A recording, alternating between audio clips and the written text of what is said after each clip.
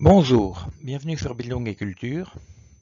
Dans le cadre de la présentation de la phénoménologie de la perception que nous proposons, nous analysons ici le chapitre introductif sur le corps.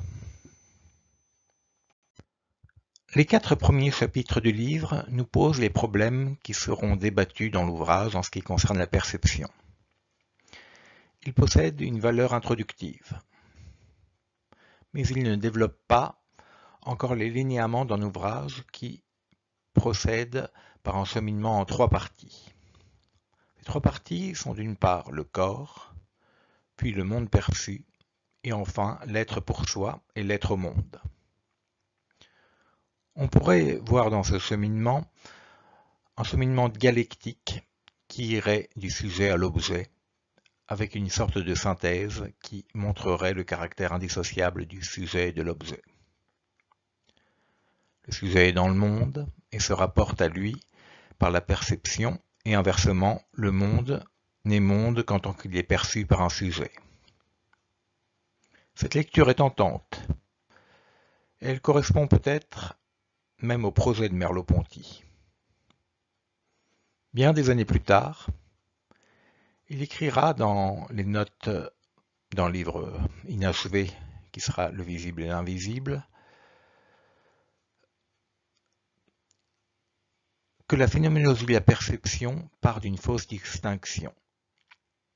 En juillet 1959, soit 14 ans après la publication de la phénoménologie de la perception, il écrira « Les problèmes posés dans la phénoménologie de la perception sont insolubles parce que j'y pars de la distinction conscience-objet. » On peut alors admettre que cette distinction pose peut-être problème et que la notion de chair, dont l'autologie sera donnée dans le visible et l'invisible, conduit à éviter ce genre de difficultés. Cependant, on fera remarquer que la conscience dans la phénoménologie de la perception est d'abord une conscience corporelle. Ce qui est perçu est d'abord perçu par un corps. Ce qui est perçu, ce sont des objets. Mais ces objets sont perçus dans un horizon qui est celui du monde.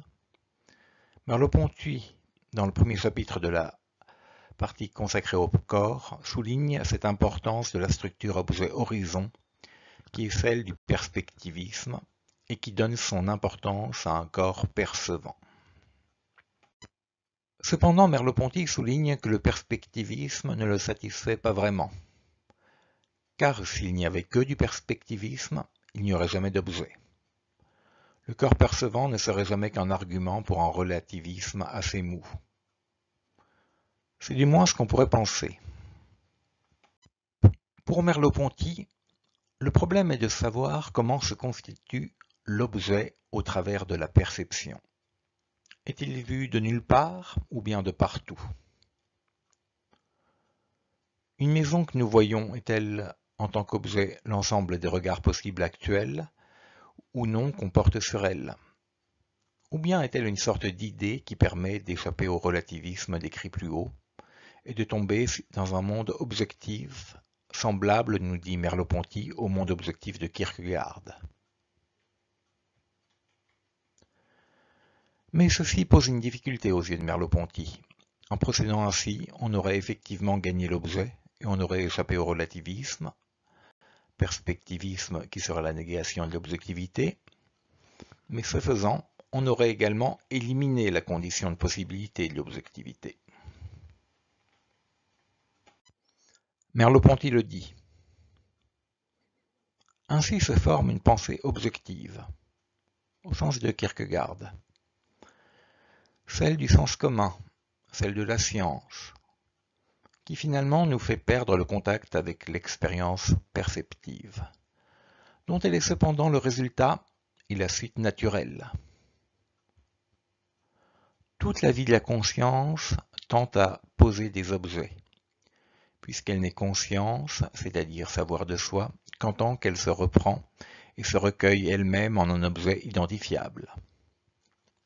Et pourtant, la position absolue d'un seul objet est la mort de la conscience, puisqu'elle fige toute l'expérience comme un cristal introduit dans une solution, le fait cristalliser d'un coup. Le philosophe se place alors dans un cadre phénoménologique et intentionnel qui dit avec Edmund Husserl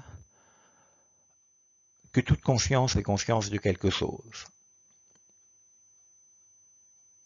Une philosophie qui sépare conscience et objet de manière absolue est critiquée. L'opposition du sujet et de l'objet ainsi posée serait trop vaste, et c'est ce qui implique un examen du corps propre comme source de notre ouverture au monde pour Merleau-Ponty. Il dit ainsi: si nous sommes amenés à retrouver l'expérience derrière elle, ce passage ne sera motivé que par ses propres embarras. Considérons-la donc à l'œuvre dans la constitution de notre corps comme objet, puisque c'est là un moment décisif de la genèse du monde objectif. On verra que le corps propre se dérobe, dans la science même, au traitement qu'on veut lui imposer. Et comme la genèse du corps objectif n'est qu'un moment dans la constitution de l'objet, le corps, en se retirant du monde objectif, entraînera les fils intentionnels qui le relient à son entourage et finalement nous révélera le sujet percevant, comme le monde perçu. C'est ainsi que les apories de l'opposition pure objet-sujet conduisent Merleau-Ponty à interroger le corps propre.